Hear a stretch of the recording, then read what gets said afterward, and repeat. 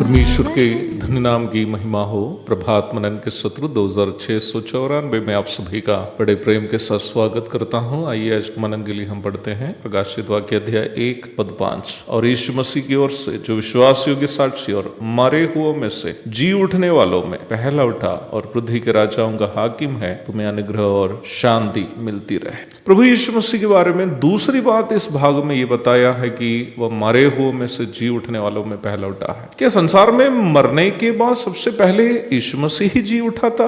क्या उससे पहले कोई जी नहीं उठा था? क्या पुराना नियम में नबी एलीशा शुनेम निवासी महिला के मृतक बेटे को नहीं जिलाया था? दूसरा राजा अध्याय 4 की 32 से 36 तक। क्या यीशु मसीह स्वयं भी कई मरे हुए लोगों को नहीं जिलाया था? जी, आप बिल्कुल सही कह रहे हैं। एलीशा शुनेमिन के मृतक बेटे को जिलाया था और यीशु मसीह स्वयं भी लाजर सहित कई मरे हुओं को जिलाया था, परंतु उन सभी लोग बाद में फिर मरे भी थे। अर्थात उन लोगों का पुनरुत्थान जो संसार में उन लोगों ने पाया था तात्कालीन था, परंतु यीशु मसीह का पुनरुत्थान चिरस्थायी पुनरुत्थान, अब वो फिर कभी नहीं मरेंगे। प्रभु यीशु मसीह के पुनरुत्थान का एक और विशेषता है, इतना ही नहीं है कि प्रभु का पुनरुत्थान चिरस्थायी है, बल्कि ये भी है कि आज जो भी यीशु मसीह में है उनको यीशु मसीह में एक चिरस्थायी जीवन भी प्राप्त हो जाता है। लाजर की कब्र के पास खड़े होकर प्रभु ने उनको सुनने वालों को देखकर इस प्रकार कहा, पुनरुत्थान और जीवन मैं ही हूं। जो कोई मुझ पर विश्वास करता है वह यदि मर भी जाए तो भी जिएगा, और जो कोई जीवित है और मुझ पर विश्वास करता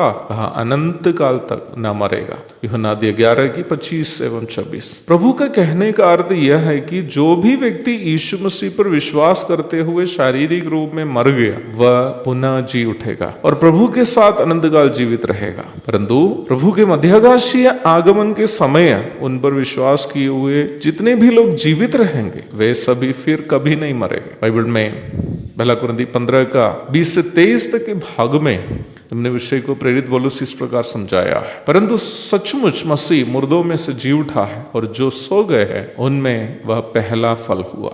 क्योंकि जब मनुष्य के द्वारा मृत्यु आई तो मनुष्य ही के द्वारा मरे हुओं का पुनरुत्थान भी आया, और जैसे आदम में सब मरते हैं वैसे ही मसीह में सब जिलाए जाएंगे, परंतु हर एक अपनी अपनी बारी से।